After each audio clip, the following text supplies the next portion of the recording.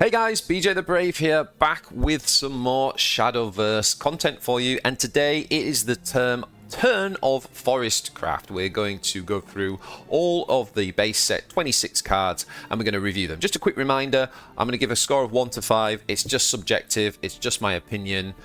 It could well be that in 3 to 4 weeks, you know, that changes. It's literally day 2. But this is one we've not covered yet, so I was keen to jump in.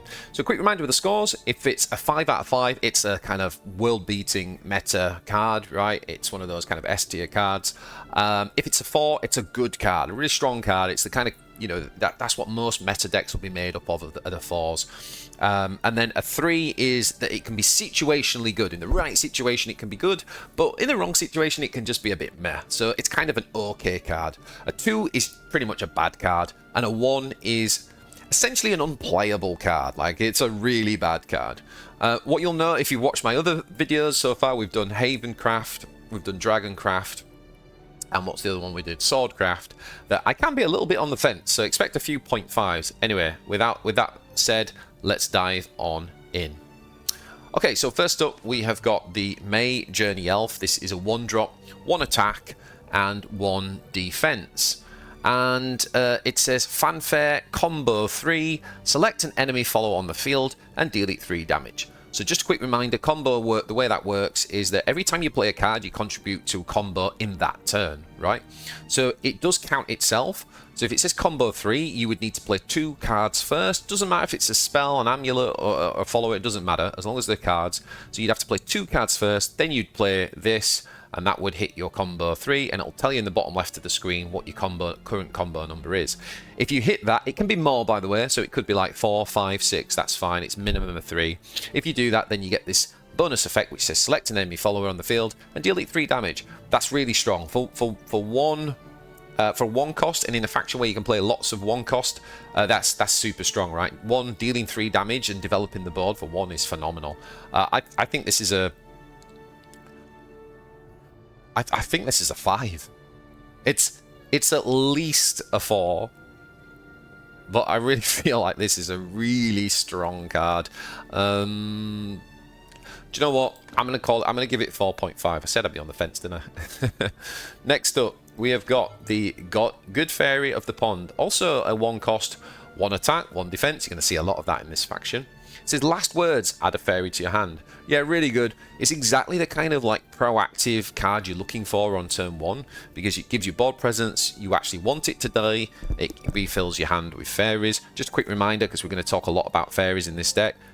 Fairies are 1/1s, and they come with rush. In the old game, they didn't have rush. In Worlds Beyond, they do have rush, so they're much, much better, and they can get a ton of buffs and things that we're going to talk about shortly. So yeah, Good Fairy of the Pond, good card, really solid. I mean, it's not like, obviously it's not lighting the world on fire, but it is what you want on 1 here. So I would give this a 3. I think it's just like an okay card. I don't really want to make it out to be anything superb, but it's strong enough.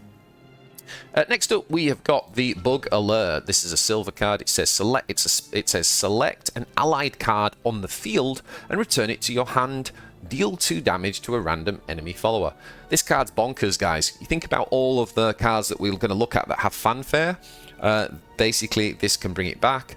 And we're going to talk about Roach and cards like that, which are some of your win cons in the faction. And obviously, this allows you to bounce those cards. And every time you do it, you deal 2 damage as well. So, you know, again, I think this is a phenomenal card. I'd have to say that this is also a 4.5.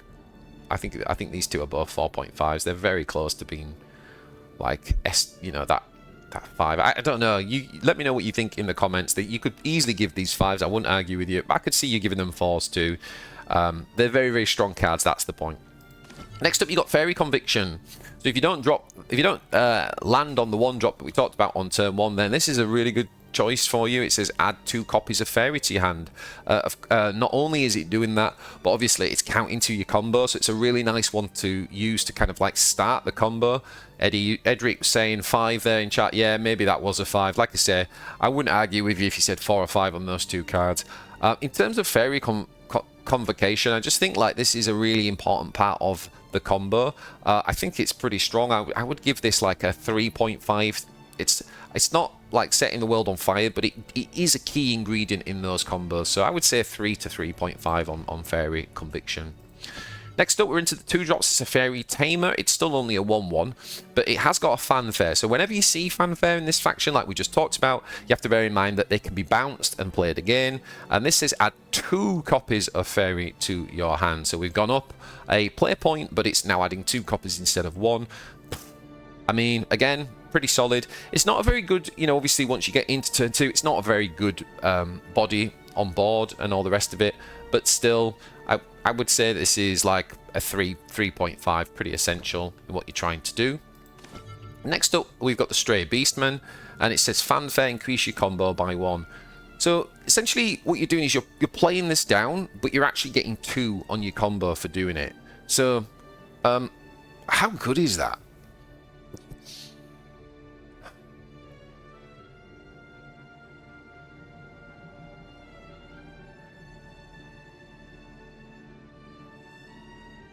I feel like it's...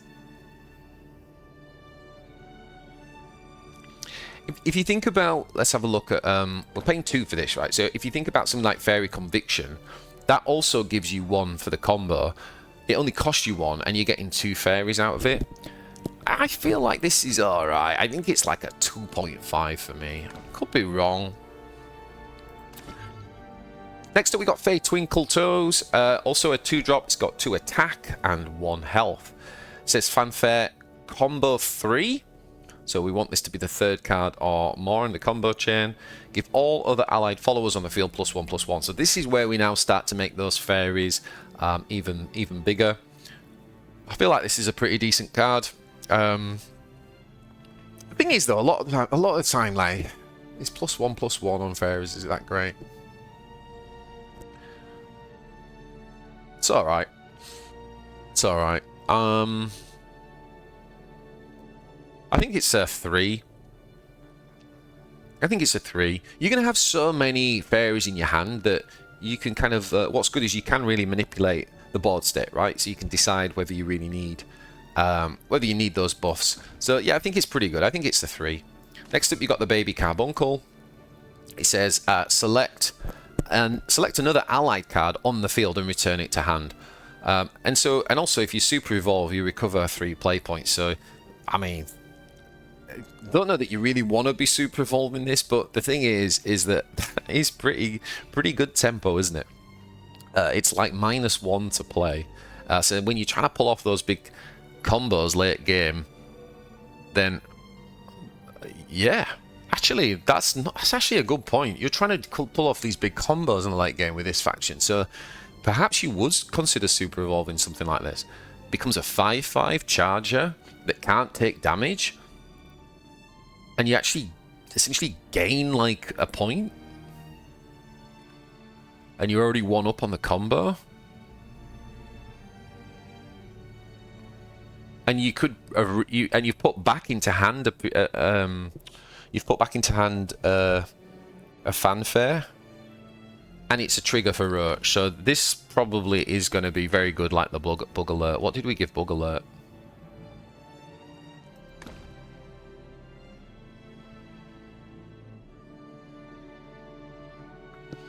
Yeah, this is good. This is good. Are you ever going to play anything that costs more than 2 in this faction? It feels like you just want to play all these cards at the minute. It really does. Let's have a look at Lily. So Lily, Castellian Innocence is a 2-drop. Now this has actually got 3 health. Wow. In this faction, Limo thinks it's a 4. Yeah, I'm inclined to agree with you on the last one. I think a 4 sounds about right to me too. This one's only got 1 attack, but it's got the 3 health. It's fanfare again, so it can be reused if we pick it up, and it's combo 3. Select an enemy follower on the field and set its defense to 1. If you evolve, you draw a card and select an enemy follower on the field and deal it 1 damage. So essentially it will remove a unit, right? If you evolve it, it will remove a unit. It'll be a 3/5. And you draw a card? Wow. That seems really good.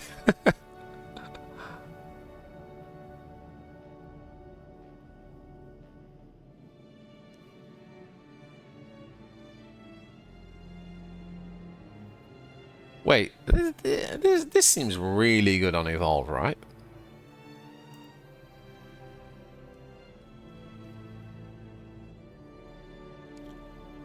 For two play points, we get essentially hard... Okay, and an Evolve point, right? We get hard removal. We then got a 3 damage flanker. Ah, but we need combo, right? We need combo 3.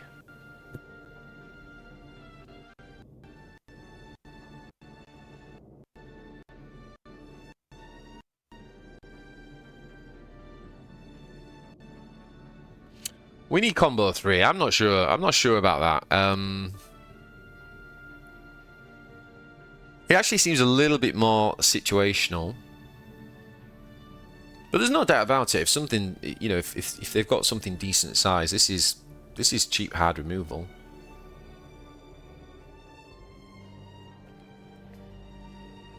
It feels almost like the definition of a 3. If I'm saying that in some situations it can be good.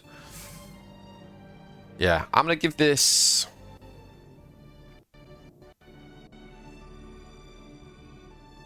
Yeah, I think I'm going to give this a 3. Alright, next up we got the Wild Profusion. Wait, did that go down then from there? So we went there to there, yeah. Okay. So the Wild Profusion. Okay, this is a spell. It says fanfare, add a fairy to your hand. Count down 2. It's an amulet, sorry. Whenever an allied pixie follower enters the field, deal 1 damage to a random enemy.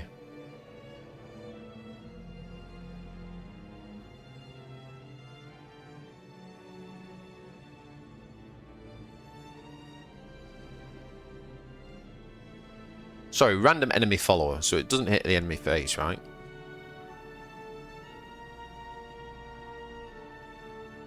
Countdown 2.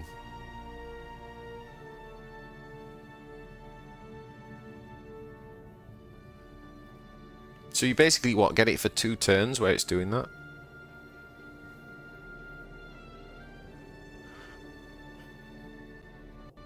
It's a shame it can't go face.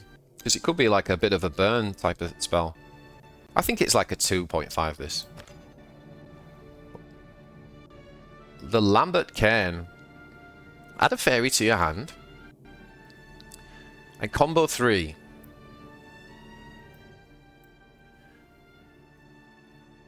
Add a Deepwood Bounty to your hand. So fanfare, you get a fairy. And if you combo 3, you add a Deepwood Bounty. What's a Deepwood Bounty? It's a 0-cost spell. Restore 1 defense to your leader. Right, that's really good, right? Because it's a free combo trigger. That's why that's so good.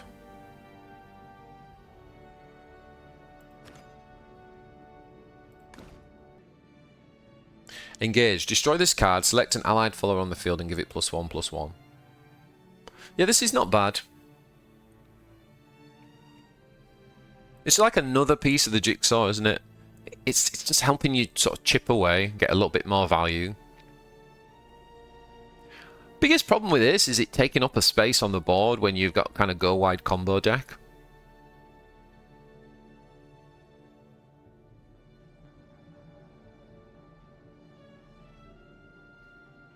Like what? Like, it's enabling combos, but, oh, God, I don't know. You've got so many ways to enable combo. But 0 cost is very, very good.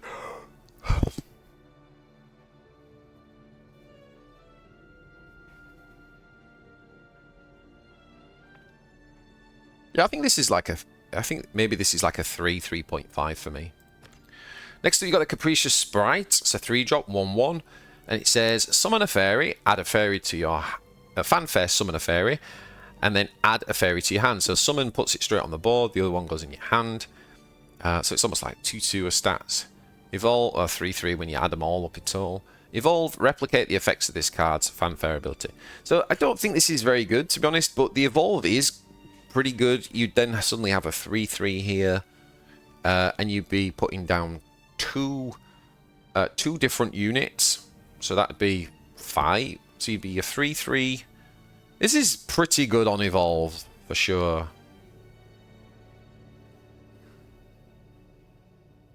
'Cause, It's packed with value if you evolve. If you don't evolve, though, it's like...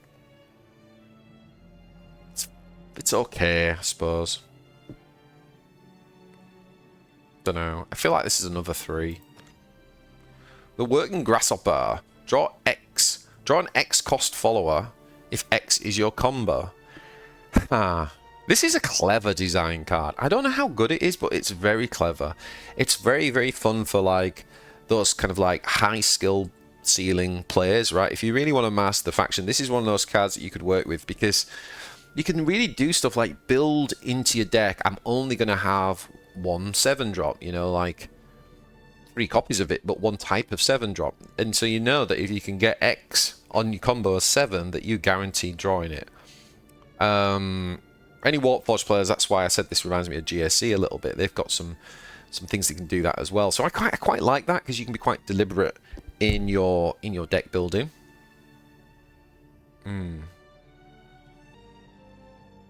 But it's a 2/1 and it costs 3. So I think for me the thing here is you got to ask yourself, like, how often do people play the 3-drop draw 2 cards, right? Because this is only drawing you 1 card, but you are getting a little bit of a body on board.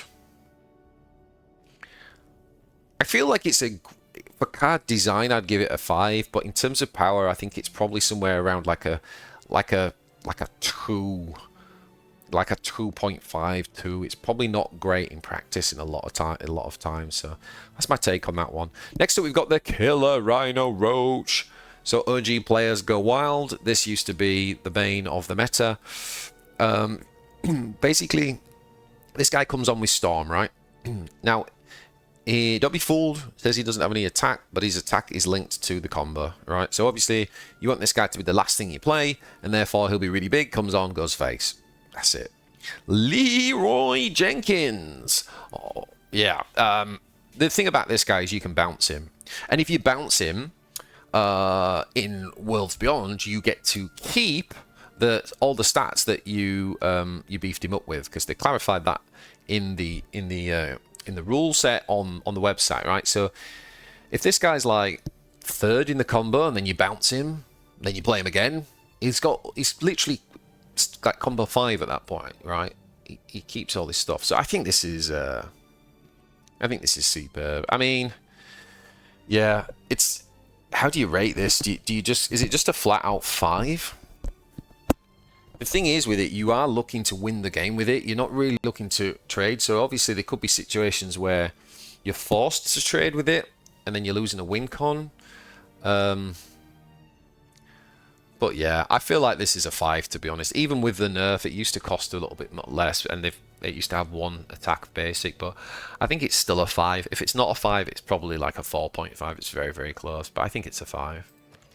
Next up, we've got Amitas Origin Blader. This is a 3-drop with 2 attack and 2 health. It says fanfare, give this follower XX. X is the number of pixie followers in your hand. Okay, we're going to have a ton of fairies. The thing is, it's still just stats that you're putting on the board. However, it does have ward. Okay. So stats just on the board with ward. It's alright. Do this X times. Deal 1 damage to a random enemy follower. X is the number of pixie followers in your hand. Oh my god. Oh my god, that evolve is insane. That evolve is really strong. This is going to be so good in like mirror match and so good in swordcraft matches and what have you. Yeah, I think this is pretty good actually. I think it's like a 3.5. Let me know in the comments what you think.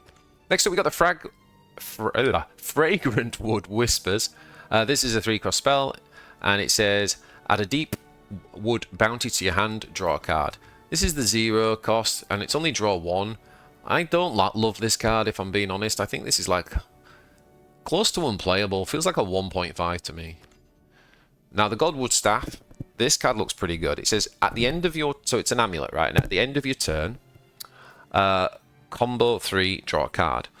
So this is down on the board. And if you just keep getting at least combo 3, which honestly with this faction you should be able to do that pretty much every turn. There might be the odd turn where you play something big and don't combo, but you basically just draw a card every turn. So if you get this early, the value from that is incredible.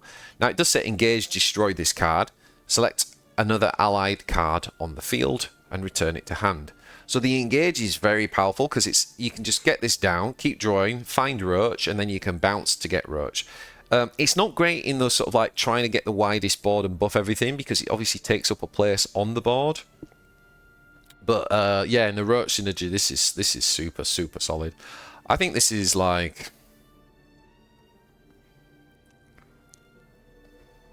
I feel like this is like a 4, maybe even a 5. The only downside is it taking up a space on the board, and like that could that just shut down your combo because you can't get another fairy down or something. It's basically designed for the bounce decks, right? If bounce is a different variant to just kind of go wide and build, then this is like a 5 in a bounce deck.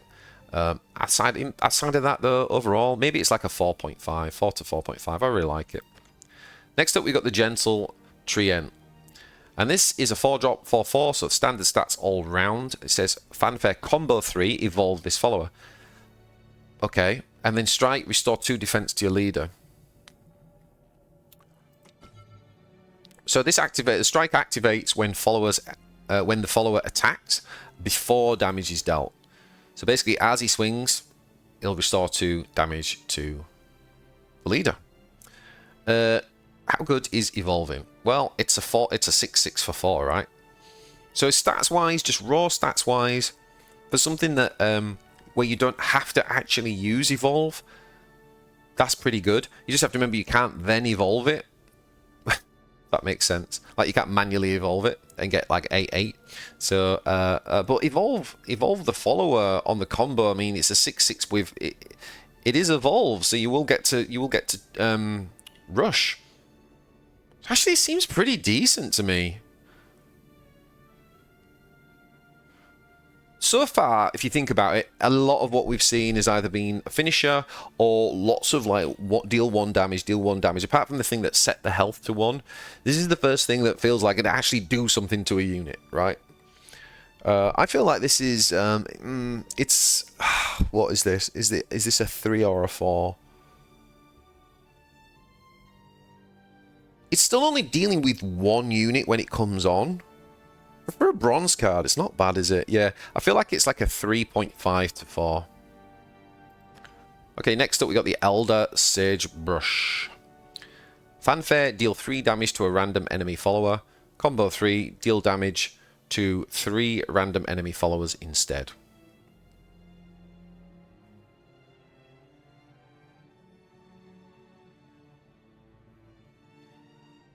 This is really good. Because it feels like an evolve effect that you get for combo. I feel like the last card's a 3, actually. I don't know what I said. I think I said 4. I think this is like a 3. But I feel like this is really good. Just deal 3 damage to a follower is pretty good with a 3/3 body. I mean, obviously, my baseline for what is great is not fully set yet because it's the first set and it's a new game. But based on kind of what I'm thinking about other games and stuff, that feels quite strong. And the fact that combo you don't have to use an evolve point to do it. Yeah, that seems decent to me. That seems like a 4. Now the Glade Fragment Ward, the Glade Fragrant Wood Ward, English BJ. It's a 5-drop 3/3. It says fanfare, draw 2 cards. Evolve.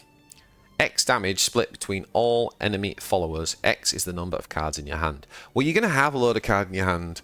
And the good thing about this is it can take out things like Intimidate. It can take out things that are ambush because it's kind of like split between all enemy followers. The way this is worded is deliberate, and it's actually it can look like it's some RNG drawback, but it's actually a feature. It's actually a good thing. Yeah, I think this card's strong, isn't it? This is a really nice evolve card in the mid game. Yeah, It feels like a 4.5-ish to me. Aria, Lady of the Woods. 4/4 for 6. Gain Crest. Aria, Lady of the Woods. Super Evolve. Summon 3 common copies of Fairy. So if you Super Evolve her, then you put the 3 fairies straight onto the board. But even without that, you get the Crest, right? It says, whenever a pixie enters the field, give it Storm. So now, instead of just being able to rush with your fairies and obviously attack followers the turn they come down, now they can just start going fair. So it turns like your control things from hand into suddenly win cons. It's good. It's a little bit slow, and you only ever want one of them.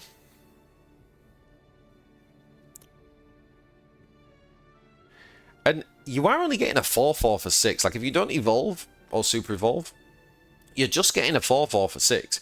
So it feels quite slow to me.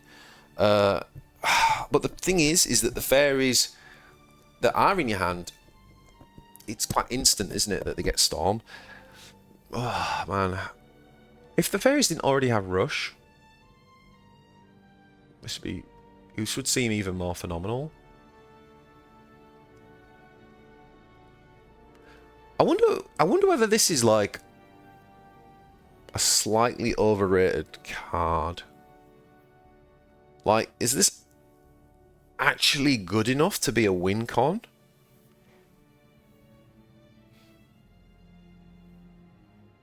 If you've really been chipping away, maybe. I feel like this card could be anything. It's not unplayable, and it's certainly not a 5. I feel like this card could be anywhere between a 2 and a 4. Like, it could legitimately be bad, but it could legitimately be good. Does that just make it situational?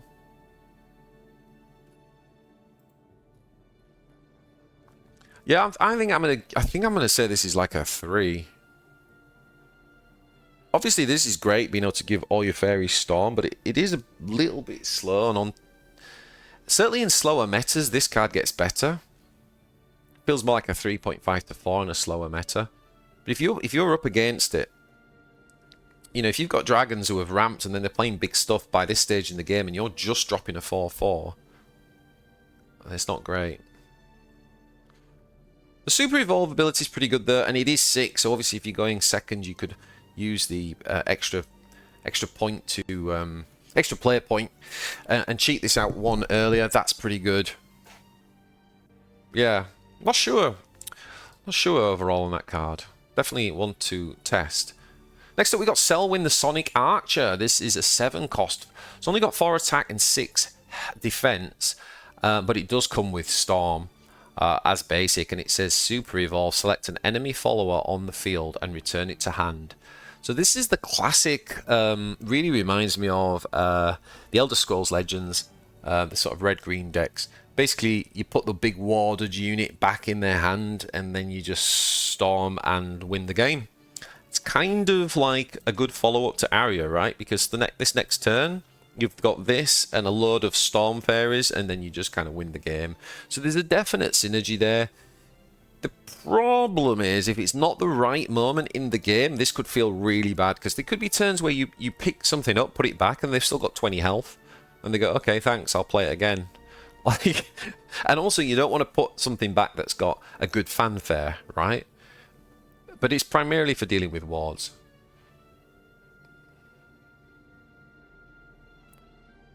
It feels like a 2.5 to me. But, you know, like, not a bad beginner deck maybe to build a win con around it. Potentially. Arin Crystallion Frost Ward. 7 drop, 6 attack, 8 defense. Select an enemy follower on the field and destroy it. Restore 2 defense to your leader and ward. Yeah. Yeah, that seems strong.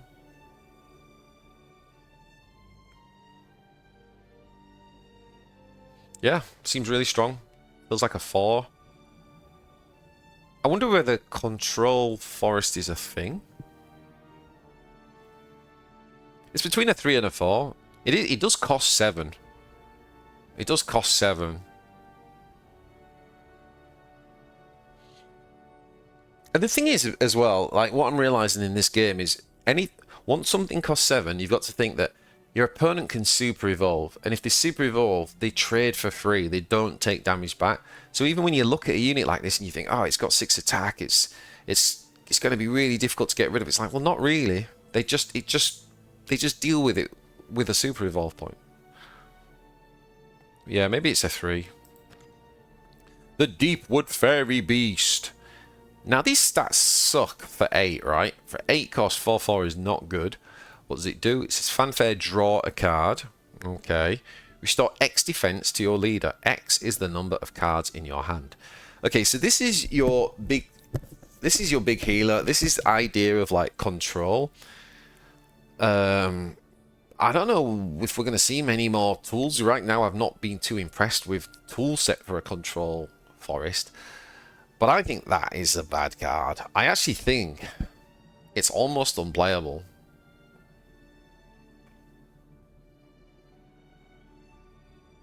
Draw a card. Okay.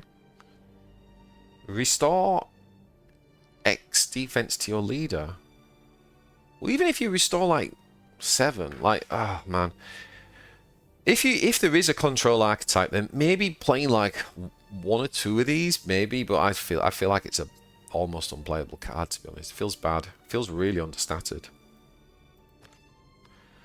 And then we got Bale. Bale is also an 8-costed 4/4. But this guy says activates in hand whenever an allied follower leaves the field. So this is the bounce mechanic. Reduce the cost of this card by 1.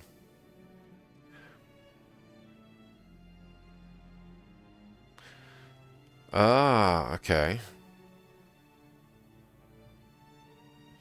So as everything's bouncing, this thing's getting cheaper.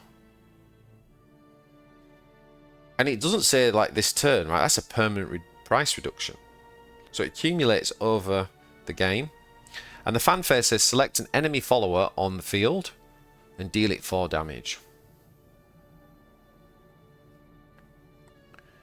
Select an enemy follower on the field and deal it 4 damage. Yeah, I think this card's okay. I mean, like, I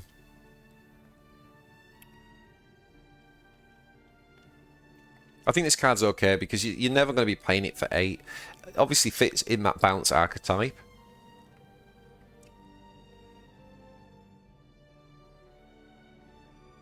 But you need to... yeah, it feels like... feels pretty mid for a gold. Like, maybe it's a 3. What did I give this guy? I mean, this guy's like... yeah, this guy's a 1 pretty much. Yeah, I think Bale's maybe a 3. Or obviously, if you could get this guy playing for 1 cost or something, then it's insane value. But I think more often than not, it's probably going to be around 4 that you're going to play this for. Let me know in the comments what you think. And then we got the Opulent Rose Queen. This is a really interesting card. It's a 9-cost card. It's a 6/6 body, and it does have ward, right? Pretty necessary when you're playing these big body followers so late in the game. The fanfare though says transform all Forestcraft cards in your hand that cost 1 or less into copies of Bramble Burst. So that is also another use of those cards that put a 0 cost card in your hand. It's not just for combo, it's also a potential Bramble Burst. What does Bramble Burst do? It is a spell that costs 1 power point, 1 player point, and it says select an enemy follower on the field or the enemy leader and deal it 3 damage. In a vacuum, the Bramble Burst is an insanely good card, right? Bramble Burst is a 5, right? Yeah, for one to be able to do 3 damage to face, or that's really good, especially in a combo faction, right? It can trigger combo. But what that really means here is that you're going to play her down, and then the next turn, basically, you've won the game, right? Because you're just going to have so many, like, pew, pew, pew, pew, pew, pew, pews. And that's kind of going to be all she wrote. So, how good is it, though? Well, it is a little bit slow. I know it's got the ward, and obviously you could use an evolve or super evolve on her. Maybe you super evolve her, make her a 9/9, she kills something. Then she's just sitting there with 9/9 ward. It's not bad. And then next turn, Bramble City. You just want to survive that one turn. I'm keen to try her. It feels... I worry that it's a bit late. This faction... I'm not sure what it's doing in the middle game. I guess that's where the combos are happening. Is it better than the Roach finisher? That's the question. It's meant to be like a finisher for control. I feel like this deck could... This card might get better as more cards are released, for sure. I feel like it's a very cool idea that might in practice not be as effective as like the Roach finisher. So I think I'm going to give her a 3. But I'm definitely keen to try her out for sure. Definitely keen. So that is all of the cards for Forestcraft. Thank you very much for watching. If you liked it, hit the thumbs up. Let me know what where you agree, which ones you disagree with. Let me know your scores down in the comments. And what your experience is of playing this faction. Definitely keen to jump in and start building some decks. So thanks for all the support. And if you like this video, check this one out next.